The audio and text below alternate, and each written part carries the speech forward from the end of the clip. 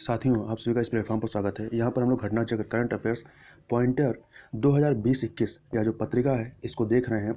और आज की वीडियो में हम लोग आर्थिक प्रदेश के तहत कृषि एवं संबद्ध क्षेत्र और उद्योग क्षेत्र के बारे में जो आंकड़े हैं या जो तथ्य हैं उनके बारे में हम लोग यहाँ पर चर्चा करेंगे। तो इसको प्रारंभ करते हैं। सबसे पहले बात कर लेते हैं, इसमें है कि 26 नवंबर 2020 को केंद्रीय कृषि एवं किसान कल्याण मंत्री के द्वारा जो है नाफेड के सहयोग से 5 राज्यों में बनने वाले शहद किसान उत्पादक संगठन का उद्घाटन जो है ऑनलाइन के माध्यम से किया गया।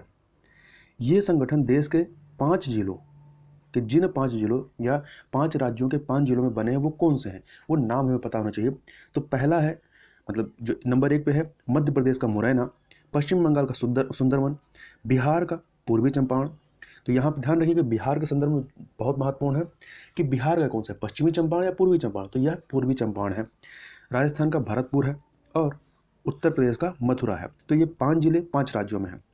मध्य प्रदेश मुरैना, पश्चिम बंगाल का सुंदरवन, बिहार का पश्चिमी चंपारण, राजस्थान का भरतपुर और उत्तर प्रदेश का मथुरा है। और यहाँ पे ध्यान रखिएगा नाफेड का पूरा नाम क्या है। नाफेड का पूरा नाम है national agriculture cooperative marketing federation of India limited. इसकी स्थापना जो होती है आपकी 2 अक्टूबर 1958 को। कई बार सन पूछ लेता है इसकी स्थापना कब हुई थी, 1958 को हुई थी। और इसका हेडक्वार्टर कहाँ है, दिल्ली में है। आगे बढ़ते हैं। अक्टूबर 2020 में नाबार्ड द्वारा गुजरात के 2 जिलों में अपनी तरह का पहला ऑर्गेनिक या जैविक मसाला बीज पार्क की स्थापना हेतु अनुदान सहायता की घोषणा की गई है। ठीक है, तो याद रखिएगा कहाँ पर ये ऑर्गेनिक जैविक मसाला बीज पार्क स्थापित किए जा रहे हैं। तो गुजरात के 2 जिलों में। कहाँ पे, पाटन, गुजरात का पाटन जिला, ये जो जीरा मसाला होता है उसके लिए, और बनासकाठा ये सौंफ के लिए। तो याद रखिएगा पाटन और बनासकाठा। यहीं पर यह भी ध्यान रखिएगा कि नाबार्ड की स्थापना कब हुई थी। तो नाबार्ड की स्थापना 12 जुलाई 1982 को हुई थी। ठीक है, 1982 को हुई थी, 12 जुलाई 1982। और नाफेड की 1958 है। आगे बात कर लेते हैं। भारतीय कपास के लिए पहला ब्रांड एवं लोगो लॉन्च किया गया है। कब लॉन्च किया गया है, तो द्वितीय विश्व कपास दिवस के अवसर पर। ये कपास दिवस कब मनाया जाता है, 7 अक्टूबर को मनाया जाता है। तो 7 अक्टूबर 2020 को जो दूसरा आपका विश्व कपास दिवस था, उसी अवसर पर भारतीय कपास के लिए पहला ब्रांड एवं लोगो लॉन्च किया गया। तो यह भी पूछा जा सकता है कि किस फसल के लिए जो है ब्रांड एवं लोगो लॉन्च किया गया है, तो कपास के लिए। आगे बात कर लेते हैं इसी में। भारत का प्रीमियम कॉटन जो है वो विश्व कपास व्यापार में किस नाम से जाना जाएगा, तो इसको कस्तूरी कॉटन के रूप में जाना जाएगा। और वहीं भारतीय कपास जो कस्तूरी कॉटन ब्रांड है, इसकी विशेषता क्या है, तो यह अपनी सफ़ेदी, चमक, मृदुलता मतलब सॉफ्टनेस, शुद्धता, शुभ्रता, अनूठापन एवं भारिता के कारण यह कुछ इसकी महत्वपूर्ण विशेषताएं हैं। वहीं कपास जो है भारत की प्रमुख वाणिज्यिक फसलों में से एक है। और यह जो है भारत के लगभग 6 मिलियन कपास कृषकों को अपनी आजीविका प्रदान करता है। वहीं वैश्विक स्तर पर कपास का सबसे बड़ा उपभोक्ता जो है भारत है, जबकि दूसरे नंबर उत्पादक के रूप में दूसरे नंबर पर। तो याद रखिएगा कपास का सबसे बड़ा उपभोक्ता कौन है, भारत है, और उत्पादक के रूप में दूसरे नंबर पे भारत आता है। वहीं भारत प्रतिवर्ष लगभग 6 मिलियन टन कपास का उत्पादन करता है, जो विश्व कपास का लगभग 23% है। और वहीं भारत द्वारा विश्व की कुल जैविक कपास उत्पादन का जो है जैविक कपास उपज का उत्पादन जो किया जाता है लगभग 51%।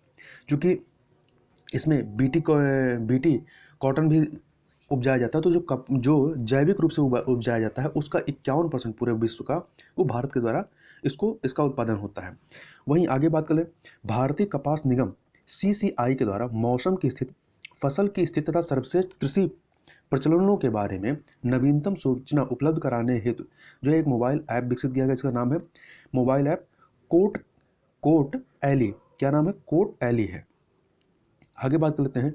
भारत के सबसे बड़े हस्तशिल्प और जैविक उत्पाद बाजार ट्राइब्स इंडिया ई मार्केट प्लेस ने इसका जो है आभासी शुभारंभ किया गया है, मतलब ऑनलाइन प्लेटफॉर्म से शुभारंभ किया गया है 2 अक्टूबर 2020 को। अगला है 22 सितंबर 2020 को जारी खरीफ फसलों के प्रथम अग्रिम अनुमानों 2020-21 के अनुसार वर्ष 2020-21 के दौरान देश में कुल खाद्य उत्पादन कितना अनुमानित है, तो यह जो है 144.52 मिलियन टन, ये प्रथम अग्रिम अनुमान है। तो ये आंकड़े बहुत महत्वपूर्ण नहीं है, इसको एक बार देख लीजिए। तथा खरीफ फसलों के प्रथम अग्रिम अनुमान 2020-21 के अनुसार वर्ष 2020-21 के दौरान चावल का कुल उत्पादन कितना अनुमानित है? तो यह जो है 106.36 मिलियन टन अनुमानित है।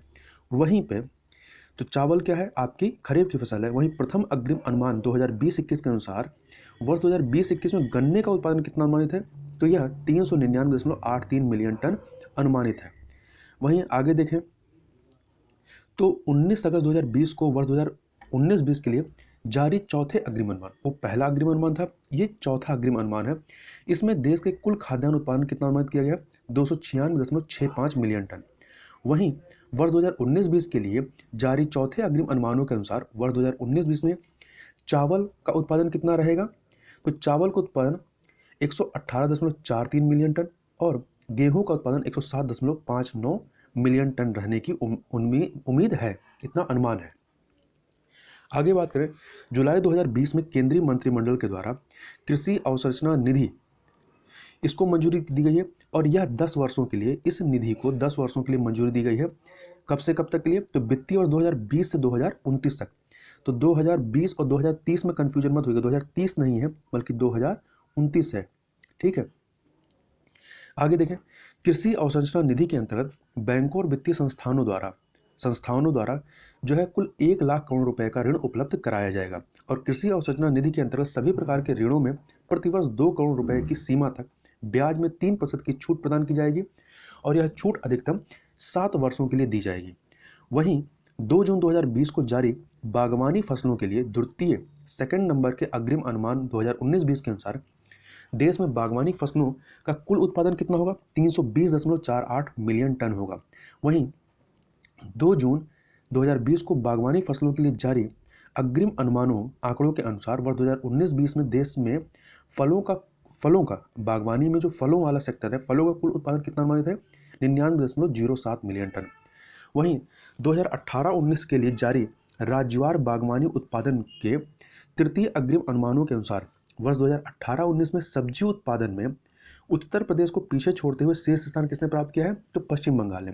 तो सब्जी उत्पादन में पश्चिम बंगाल नंबर 1 पे है, उत्तर प्रदेश दूसरे नंबर पे है।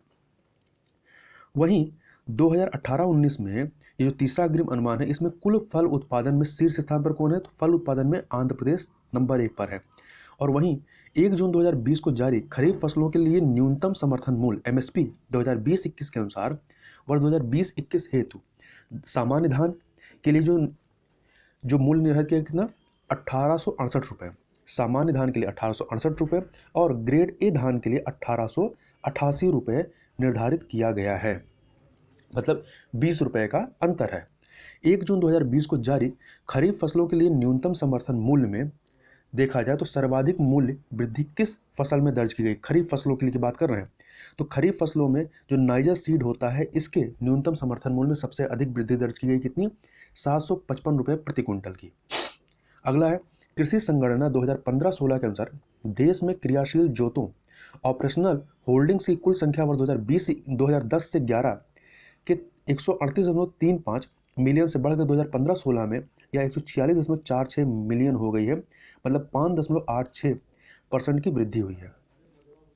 वहीं कृषि संगणना 2015-16 के अनुसार परिचालित क्षेत्र ऑपरेटेड एरिया का हिस्सा जो है वर्ष 2010-11 के 159.59 मिलियन हेक्टेयर से घट करके वर्ष 2015-16 में कितना हो गया है? तो इसमें ये परिचालित जो क्षेत्र है इसमें घटा है। कितना घटा है?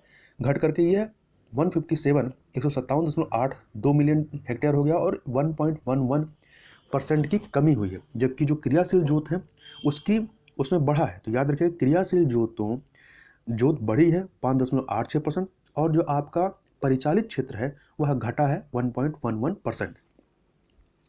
आगे बात कर लेते हैं कि वर्ष 2015-16 में देश की कुल 146.45 मिलियन क्रियाशील जोतों में सर्वाधिक जोतों की संख्या किस राज्य में है? तो सर्वाधिक जोतों में नंबर 1 पे उत्तर प्रदेश है, बिहार दूसरे पे है। तो बिहार के संदर्भ में याद रखिएगा कि क्रियाशील जोतों के ऑपरेशनल एरिया के मामले में जो है बिहार दूसरे नंबर पे है, उत्तर प्रदेश पहले पे है, महाराष्ट्र तीसरे पे, मध्य प्रदेश चौथे पे और कर्नाटक 5वें पे। तो उत्तर प्रदेश, बिहार, महाराष्ट्र, मध्य प्रदेश और कर्नाटक 21 सितंबर 2020 को जारी रबी फसलों के लिए न्यूनतम समर्थन मूल्य 2020-21 से गेहूं का न्यूनतम समर्थन मूल्य जो है 1975 रुपये प्रति कुंटल निर्धारित किया गया है। वहीं रबी फसलों के न्यूनतम समर्थन मूल्य 2021-22 से न्यूनतम समर्थन मूल्य में सर्वाधिक वृद्धि इसमें की गई है। तो यहाँ पर मसूर के लिए, तो मसूर याद रखिएगा रबी की फसल है, इसमें सर्वाधिक वृद्धि 300 रुपये प्रति क्विंटल की गई है। जबकि खरीफ फसलों में नाइजर सीड में सर्वाधिक वृद्धि की गई है, वहाँ पे 755 रुपये प्रति क्विंटल हुआ है। आगे बात कर लेते हैं 20वीं पशुधन गणना के लिए जारी किए गए आंकड़ों के अनुसार वर्तमान पशुधन आबादी गणना 2012 की तुलना में जो है 4.6% की वृद्धि के साथ कितनी हो गई है, तो 535.78 मिलियन हो गए। तो यहाँ पे कितने परसेंट की वृद्धि हुई ये याद रखिएगा, 4.6% की। वहीं कुल गौवंशीय बोविन जैसे मवेशी, भैंस, मिथुन और याक आदि की आबादी वर्ष 2019 में जो है ये 302.79 मिलियन आकलित की गई है। वहीं 20वीं पशुधन गणना 2020 के अनुसार वर्ष 2019 में शीर्ष पशुधन वाले, मतलब सर्वाधिक पशुधन वाले राज्य कौन से हैं, तो नंबर 1 पे इसमें उत्तर प्रदेश है, दूसरे पे राजस्थान, तीसरे पे मध्य प्रदेश, पश्चिम बंगाल चौथे पे और बिहार 5वें पे। तो याद रखिएगा पशुधन के मामले में बिहार 5वें नंबर पे है और पहले पे कौन है, उत्तर प्रदेश, दूसरे पे आपका राजस्थान है, तीसरे पे मध्य प्रदेश है, चौथे पे पश्चिम बंगाल और 5वें पे बिहार है। आगे बात कर लेते हैं कि हाल ही में जारी वैश्विक वन संसाधन मूल्यांकन 2020 के अनुसार विश्व के कुल वन क्षेत्र जो है 4.06 बिलियन हेक्टेयर है, जो कि कुल भूमि का, मतलब पूरे विश्व की कुल भूमि का लगभग कितना है, 31% है। और वहीं वैश्विक वन संसाधन मूल्यांकन 2020 के अनुसार वैश्विक स्तर पर प्रति व्यक्ति वन भूमि की उपलब्धता कितनी है, तो ये है आपका 0.52 हेक्टेयर प्रति व्यक्ति है। और वर्ष 1990 से 2020 तक शुद्ध रूप से कुल 178 मिलियन हेक्टेयर वन जो है वो नष्ट हो चुके हैं। कितने, 1990 से 2020 तक जो है शुद्ध रूप से कुल 178 मिलियन हेक्टेयर वन नष्ट हो गए हैं। इसको आप ऐसे अनुमानित कर सकते हैं कि इसका एरिया कितना है, इसका एरिया लगभग लीबिया, जो अफ्रीकन कंट्री लीबिया है, उसके क्षेत्रफल के बराबर है। आगे बात कर लेते हैं वर्ष 2020 में जारी रिपोर्ट के अनुसार जलवायु प्रदेश के आधार पर वन क्षेत्र की प्रतिशतता, मतलब किस जलवायु प्रदेश में जो है वन क्षेत्र की प्रतिशतता जो है वो ज़्यादा है। तो सबसे अधिक वन प्रतिशतता जो क्षेत्र है वो उष्णकटिबंधीय वन में है जो 45% है, दूसरे नंबर पर शंकुधारी वन है 27%, तीसरे पर समशीतोष्ण वन है 16% तथा उष्णकटिबंधीय वन सबसे कम 11% है। तो याद रखिएगा उष्णकटिबंधीय वन सबसे अधिक, फिर शंकुधारी वन है, फिर समशीतोष्ण वन है, फिर उष्णकटिबंधीय वन। कई बार लगाने का कि कौन सा वन, कोनों का क्रम लगाइए, मतलब कौन सा सबसे ज़्यादा उससे कम में। तो उष्णकटिबंधीय है, शंकुधारी है, समशीतोष्ण है, फिर उपोष्णकटिबंधीय है। और वनाग्नि, मतलब जो जंगल में आग लगती है उससे सबसे ज़्यादा प्रभावित होने वाला वन कौन सा है, तो उष्णकटिबंधीय वन है, जो कि आपकी भूमध्य रेखा या विषुवत रेखा के नज़दीक में ये वन पाए जाते हैं। वैश्विक स्तर पर सर्वाधिक वनावरण वाले शीर्ष 5 राज्य, शीर्ष 5 देश जहाँ पे सर्वाधिक वनावरण है, तो नंबर 1 पे आपका रूसी संघ है, रूस है, दूसरे पे ब्राज़ील है, तीसरे पे कनाडा है, चौथे पे अमेरिका है और 5वें पे चीन है। तो ये पांचों नाम याद रखिएगा। सबसे अधिक वनावरण कहाँ पे है, आपका रशिया में है, दूसरे नंबर पे ब्राज़ील है जहाँ पे अमेजन के जंगल हैं, ब्राज़ील है, तीसरे पे कनाडा है, चौथे पे अमेरिका है और 5वें पे चीन है। वहीं वैश्विक स्तर पर मैंग्रोव वन का क्षेत्रफल जो है 14.8 मिलियन हेक्टेयर अनुमानित है, जिसमें सर्वाधिक हिस्सा जो है एशिया का है, एशिया कॉन्टिनेंट का है। और यहाँ पर कुल 5.5 मिलियन हेक्टेयर, 5.55 मिलियन हेक्टेयर का आपका मैंग्रोव वन क्षेत्र है। वर्तमान में भारत में कुल 72.16 मिलियन हेक्टेयर वन भूमि क्षेत्र है, जो वैश्विक वन क्षेत्र का यदि देखा जाए तो कितना है, 2% है। वहीं पे वर्ष 2010 से 2020 के दौरान वन क्षेत्रफल में औसत वार्षिक शुद्ध वृद्धि, एवरेज एनुअल नेट गेन, मतलब 10 वर्षों में जो एनुअल नेट गेन हुआ है, इस दर्ज करने वाले देशों में भारत जो है तीसरे स्थान पर है। तो याद रखिएगा जो ये वैश्विक औसत वार्षिक शुद्ध वृद्धि है, एवरेज एनुअल नेट गेन, इसमें सर्वाधिक जो वृद्धि दर्ज की है चीन ने, दूसरे नंबर पर ऑस्ट्रेलिया और भारत जो है तीसरे नंबर पर है। अब हम लोग उद्योग क्षेत्र की बात कर लेते हैं। तो इसमें पहला है 26 नवंबर 2020 को भारत के लिए ASDG सतत विकास लक्ष्य sustainable development goal investor map या निवेशक मानचित्र लॉन्च किया गया, किसके द्वारा, UNDP, united nation development programme और इन्वेस्ट इंडिया के द्वारा।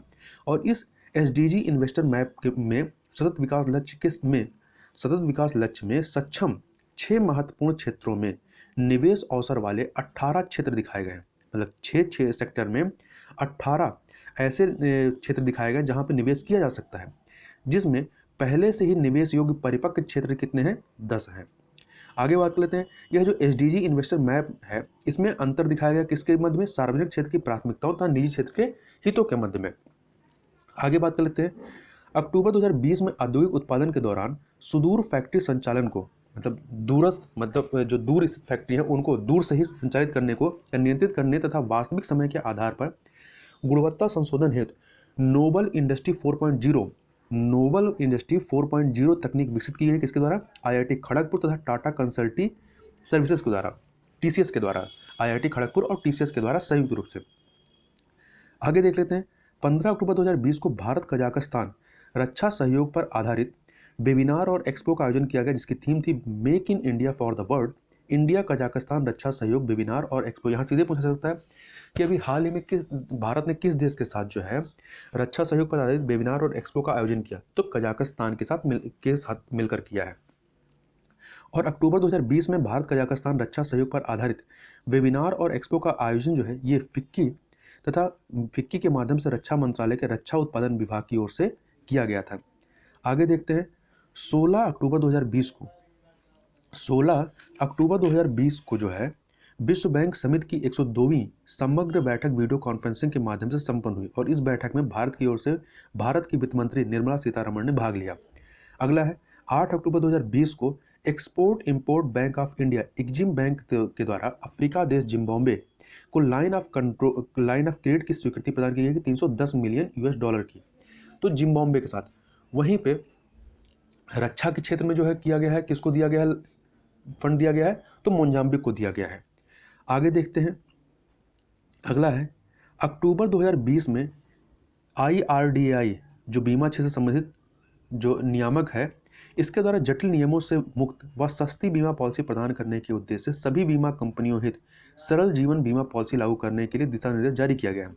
इस बीमा योजना के तहत प्रत्येक व्यक्ति जो है 5 लाख से लेकर 25 लाख रुपए तक का बीमा करा सकता है, जिसकी उम्र 18 वर्ष से 65 साल के बीच में हो। तो ऐसे व्यक्ति जो 18 साल से 65 वर्ष के बीच में है वो 5 लाख से 25 लाख रुपए तक का बीमा करा सकते हैं। और IRDAI द्वारा निर्देशित सरल जीवन बीमा पॉलिसी, नाम याद रखिए कौन सी बीमा पॉलिसी है, सरल जीवन बीमा पॉलिसी, ये जारी की गई कब, 1 जनवरी 2021 से ये जिसको जारी किया जाएगा।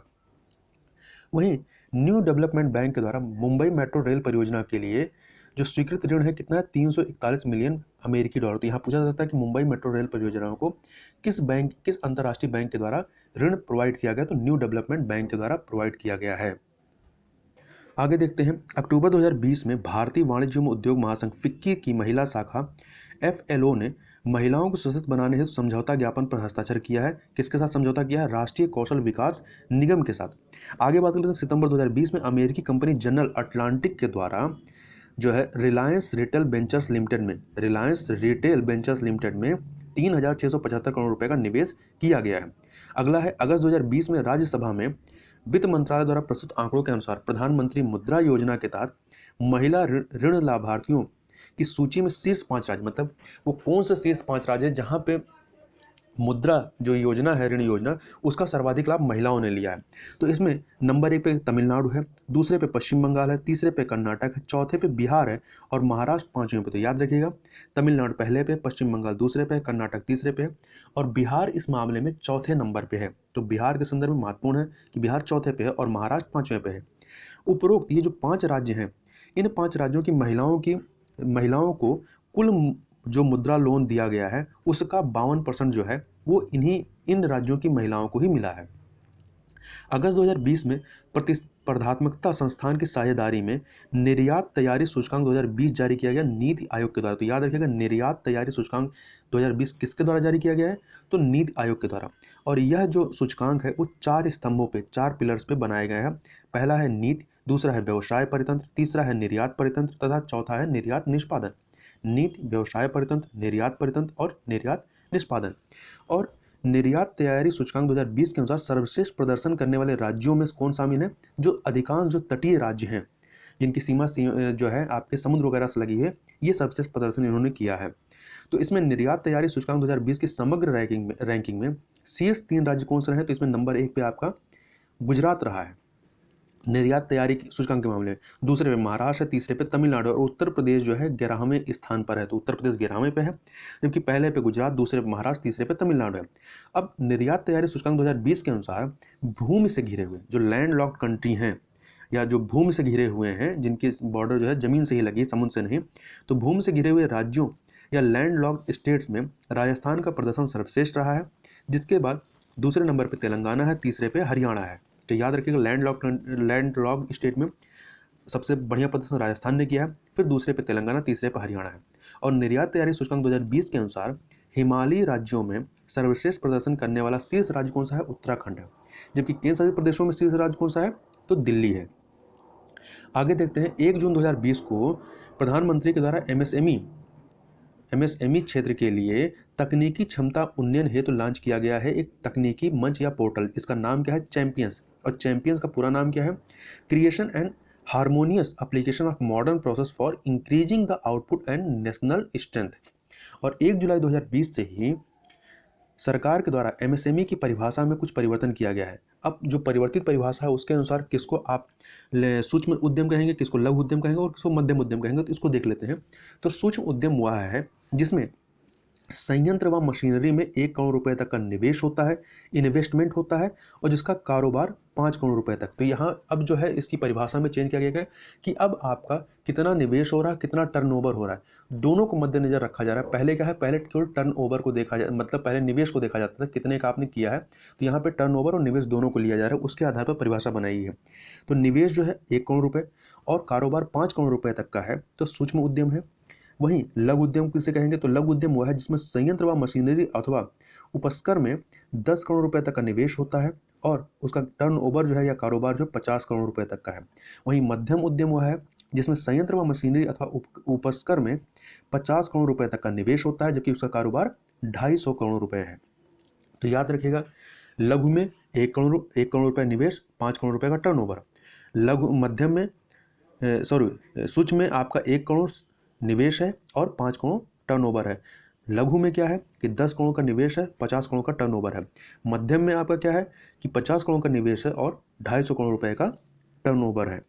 आगे देखते हैं, 29 अप्रैल 2020 को राष्ट्रीय अवसंरचना pipeline NIP national infrastructure pipeline पर गठित कार्यदल की अंतिम रिपोर्ट के अनुसार वित्त वर्ष 2020 से 2025 तक की अवधि के दौरान देश में अवसंरचना के क्षेत्र में कुल निवेश होने का जो अनुमान है कितना है? 111 लाख करोड़ रुपए का। वहीं वित्त वर्ष 2020 से 25 की अवधि में अवसंरचना पर होने वाले अनुमानित पूंजीगत व्यय में लगभग 71% पूंजी जो है, ये इसकी मतलब जो जितना भी व्यय होगा उसका 71% पूंजी जो है आपकी सबसे अधिक ऊर्जा में 24%, सड़क में 18%, शहरी अवसंरचना को विकसित करने में 17% और रेलवे में 12% इस प्रकार से इस्तेमाल होगी। वहीं भारत में राष्ट्रीय अवसंरचना पाइपलाइन के कार्यान्वयन में केंद्र सरकार, राज्य सरकार और निजी क्षेत्र का हिस्सा कितना अनुमानित है? तो इसमें जो निवेश जो है केंद्र सरकार के द्वारा किया जाएगा 39%, राज्य सरकारों के द्वारा 40% और निजी क्षेत्र के द्वारा 21%। तो ये याद रखिएगा, इसमें राज्य का हिस्सा जो है अधिक है। तो 39%, 40%, 21%। राष्ट्रीय अवसंरचना पाइपलाइन पर अंतिम रिपोर्ट के अनुसार वर्ष 2018 में भारत की GDP कितनी थी? 2.6 ट्रिलियन डॉलर थी, जिसमें सेवा क्षेत्र, उद्योग क्षेत्र और कृषि क्षेत्र की हिस्सेदारी कितनी थी? तो ये जो 2.6 ट्रिलियन डॉलर की इकोनॉमी है, इसमें सर्विस सेक्टर की हिस्सेदारी 54% है, 54%, उद्योग क्षेत्र की 31% और कृषि क्षेत्र की 15% है। और राष्ट्रीय अवसंरचना पाइपलाइन रिपोर्ट के अनुसार वर्ष 2030 तक GDP में सेवा क्षेत्र का जो योगदान होगा वो 58%, 54 से बढ़कर के 58 मतलब 4% बढ़ेगा। वहीं उद्योग क्षेत्र का जो योगदान है ये भी बढ़ेगा, 34% हो जाएगा, 3% बढ़ेगा। और कृषि क्षेत्र का जो योगदान है ये घट करके 8% हो जाएगा, 15 अभी है, अब ये आपका 7% घट के 8% हो जाएगा। आगे देखें, फरवरी 2020 में केंद्र सरकार के द्वारा मंजूर राष्ट्रीय तकनीकी वस्त्र मिशन के अंतर्गत तकनीकी वस्त्रों के वार्षिक निर्यात जो वर्तमान में 14,000 करोड़ रुपए है, इसको बढ़ाकर 2020-21 में 20,000 करोड़ रुपए तक करने का प्रस्ताव रखा गया है। वहीं संयुक्त राज्य अमेरिका जो है विश्व में तकनीकी वस्त्रों का सबसे बड़ा उत्पादक एवं उपभोक्ता है। पूरे विश्व का लगभग 23% हिस्सा अकेले यही बनाता है और उपभोग करता है, जबकि विश्व तकनीकी वस्त्र बाजार में भारत का हिस्सा कितना है? लगभग 4 से 5% है। आगे देख लेते हैं, अगला है 21 जनवरी 2020 को देश में नवाचार और स्टार्टअप्स को बढ़ावा देने हेतु केंद्र सरकार के द्वारा जो है राष्ट्रीय स्टार्टअप परामर्श परिषद को अधिसूचित किया गया है। यह करेगा क्या? तो यह राष्ट्रीय स्टार्टअप परामर्श परिषद भारत में स्टार्टअप्स कंपनियों के लिए सशक्त परिवेश का निर्माण करने हेतु आवश्यक उपायों के संबंध में केंद्र सरकार को परामर्श देगा। किसको देगा? केंद्र सरकार को देगा। आगे देखते हैं 10 जनवरी 2020 को राज्य ऊर्जा दक्षता सूचकांक 2019 जारी किया गया है। किसके द्वारा? केंद्रीय विद्युत मंत्रालय के द्वारा। और इस इंडेक्स राज्य ऊर्जा दक्षता सूचकांक 2019 में शीर्ष प्रदर्शन करने वाले राज्य कौन है, जिन्हें अचीवर श्रेणी में रखा गया है? तो अचीवर श्रेणी में आपका हरियाणा है, कर्नाटक है, केरल है। हरियाणा, कर्नाटक, केरल है। और ऊर्जा दक्षता संबंधी इस तरह का पहला सूचकांक जो है वो राज्य ऊर्जा दक्षता तैयारी सूचकांक 2018 जारी किया गया था। ये 2020 का है, मतलब इस प्रकार का तीसरा 18, 19, 20 तो तीसरा है। और 18 वाला 1 अगस्त 2018 को जारी किया गया था। और राज्य ऊर्जा दक्षता सूचकांक 2019 को विकसित किया गया है। किसके द्वारा? ऊर्जा दक्षता ब्यूरो BEE के द्वारा alliance for an energy efficient economy के सहयोग से।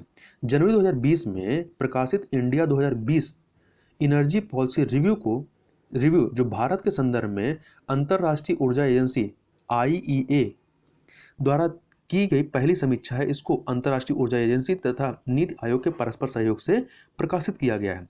और जनवरी 2020 में नीति आयोग द्वारा जारी रिपोर्ट के अनुसार वर्ष 2017 में कुल प्राथमिक ऊर्जा आपूर्ति में 44% का योगदान कोयले द्वारा उत्पादित ऊर्जा का था। मतलब जितनी भी ऊर्जा 2017 में जितनी भी प्राथमिक ऊर्जा की आपूर्ति हो रही थी उसका 44% हिस्सा जो है कोयले के द्वारा उत्पादित ऊर्जा से था। जबकि कुल विद्युत उत्पादन में बात करें, ठीक है, ऊर्जा में विद्युत उत्पादन अलग है, तो कुल विद्युत उत्पादन में कोयले का योगदान कितना है? 74%। जितना विद्युत उत्पादन हमारे यहाँ होता है भारत में, उसका 74% जो है उत्पादन वो कोयले के माध्यम से किया जाता है। वर्ष 2017 में वैश्विक स्तर पर कोयला उत्पादन में भारत का स्थान कौन सा है? दूसरा है। कोयला उत्पादन में भारत दूसरे नंबर पे है और चीन जो है पहले नंबर पे है। इसके अलावा इंडिया स्किल्स रिपोर्ट 2020 के अनुसार उच्चतम नियोजनीयता वाले शीर्ष 5 राज्य कौन से हैं? तो इसमें मुंबई नंबर 1 पे, हैदराबाद दूसरे पे, पुणे तीसरे पे है, नई दिल्ली चौथे पर, बेंगलुरु 5वें पे है।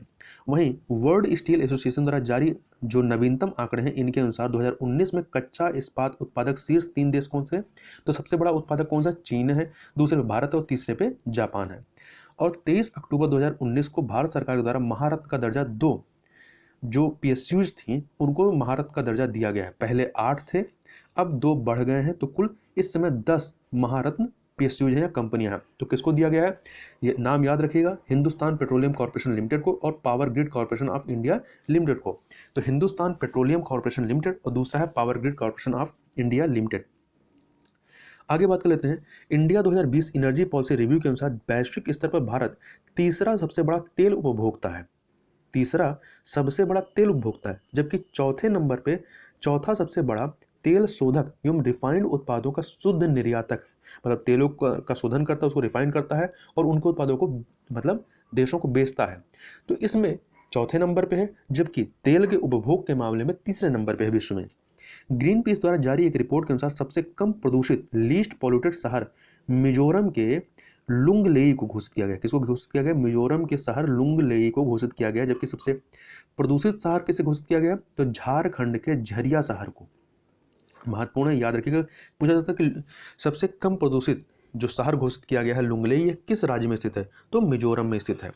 ग्रीन पीस रिपोर्ट के अनुसार वर्ष 2018 में शीर्ष 10 प्रदूषित शहरों में उत्तर प्रदेश के कुल 6 शहर शामिल थे। कौन कौन से? नोएडा, गाजियाबाद, बरेली, प्रयागराज, मुरादाबाद और फिरोजाबाद। ठीक है, तो इलाहाबाद भी इसमें शामिल रहा है। वहीं 10 दिसंबर 2019 को जारी इंडिया स्किल रिपोर्ट 2020 के जो सम्मिलित गतिविधियां जो इसमें गतिविधियों को सम्मिलित किया गया उसमें है हुई बॉक्स राष्ट्रीय नियोजनीयता परीक्षण तथा इंडिया हायरिंग इंटेंट सर्वे। और इंडिया स्किल्स रिपोर्ट 2020 के अनुसार समग्र नियोजिता में गिरावट दर्ज की गई है और यह वर्ष 2019 के 47.38% से कम होकर के वर्ष 2020 में 46.21% के स्तर पर पहुंच गई है। और इंडिया स्किल्स रिपोर्ट के 2020 के अनुसार वर्ष 2020 में सर्वाधिक नियोजन गतिविधि की संभावना वाले 3 राज्य कौन से हैं? तो नंबर 1 पे तमिलनाडु, दूसरे पे कर्नाटक, तीसरे पे महाराष्ट्र है। वहीं दिसंबर 2019 में जारी इंडिया स्किल रिपोर्ट 2020 के अनुसार उच्च नियोजितता वाले शीर्ष 5 राज्य कौन से हैं? तो इसमें आपका महाराष्ट्र नंबर 1 पर है, महाराष्ट्र नंबर 1 पे है, दूसरे पे तमिलनाडु, तीसरे पे उत्तर प्रदेश है, चौथे पे आंध्र प्रदेश और पांचवें पे कर्नाटक है। ये 2019 वाला है, ठीक है, 2019 का है। जबकि जो लेटेस्ट वाला 2020 उसके अनुसार उच्चतम नियोजनीयता वाले शीर्ष 5 राज्य कौन से? शीर्ष 5 राज्य कौन से थे? सॉरी, वहां पे शहर की बात की गई थी, कंफ्यूज मत होइएगा। जो हमने पहले बात की थी कि इंडिया स्किल्स रिपोर्ट 2020 के अनुसार उच्चतम नियोजिता वाले शीर्ष 5 शहर थे, वो शहर थे। तो शहरों में देखें तो मुंबई है पहले पे, दूसरे पे हैदराबाद है, तीसरे पे पुणे है, चौथे पे नई दिल्ली और पांचवें पे बेंगलुरु है। अब यदि राज्यों के हिसाब से देखें कि उच्चतम नियोजनीयता जहाँ पे नौकरी की संभावना ज़्यादा है, तो उच्चतम नियोजनीयता वाले शीर्ष 5 राज्य कौन से हैं या केंद्र शासित प्रदेश? तो नंबर 1 पे महाराष्ट्र है, दूसरे पे तमिलनाडु है, महाराष्ट्र, तमिलनाडु, और तीसरे पे आपका उत्तर प्रदेश है, और आंध्र प्रदेश चौथे पे है, और कर्नाटक पांचवें पे है। तो ये राज्यों का क्रम है और वहाँ पे शहरों का क्रम था। तो वहाँ पे भी महाराष्ट्र का मुंबई ही शहरों के मामले में पहले पे है, और यहाँ राज्यों में भी महाराष्ट्र नंबर 1 पर है। वहीं जुलाई 2020 में ब्रोकरेज फर्म सिटी ग्रुप ने वर्ष 2020-21 हेतु भारतीय अर्थव्यवस्था में संकुचन होने का अनुमान लगाया। कितना संकुचन हो सकता है? तो 6% का। कितना? 6% का 2020-21 में 6% का संकुचन हो सकता है। वहीं श्यामा प्रसाद मुखर्जी बंदरगाह जो कि कोलकाता में स्थित है, और बांग्लादेश के चट्टोग्राम बंदरगाह, तो याद रखिएगा चट्टोग्राम बंदरगाह किस देश में है? तो बांग्लादेश का है। इसके मध्य नई शिपिंग सेवा का आरंभ किया गया है 3 जुलाई 2020 को। वहीं जुलाई 2020 में भारत और भूटान के मध्य में एक नया व्यापार मार्ग खोला गया है। इसका नाम क्या है? जयगांव अहले व्यापार मार्ग। तो याद रखिए कि जयगांव अहले व्यापार मार्ग कहाँ किसके मध्य में? तो भारत और भूटान के मध्य में खोला गया है। और वहीं जून 2020 में जारी भारत के सर्वाधिक मूल्यवान ब्रांडों की सूची में ब्रांड फाइनेंस इंडिया रैंकिंग 2020 में लगातार दूसरे वर्ष शीर्ष स्थान पर कौन रहा है? टाटा ग्रुप रहा है, मतलब ब्रांड वैल्यू में। दूसरे नंबर पे LIC है और तीसरे पे रिलायंस है। तो याद रखिएगा पहले पे आपका टाटा ग्रुप है, दूसरे पे LIC है और तीसरे पे रिलायंस है। तो इस प्रकार से यहाँ पर हम लोगों ने कृषि से संबंधित और उद्योगों से संबंधित जो भी प्रमुख या महत्वपूर्ण करंट अफेयर थे उनको यहाँ पर हम लोगों ने देखा। तो इस वीडियो में बस इतना ही, मिलते हैं नेक्स्ट वीडियो में, तब तक के लिए बहुत बहुत धन्यवाद।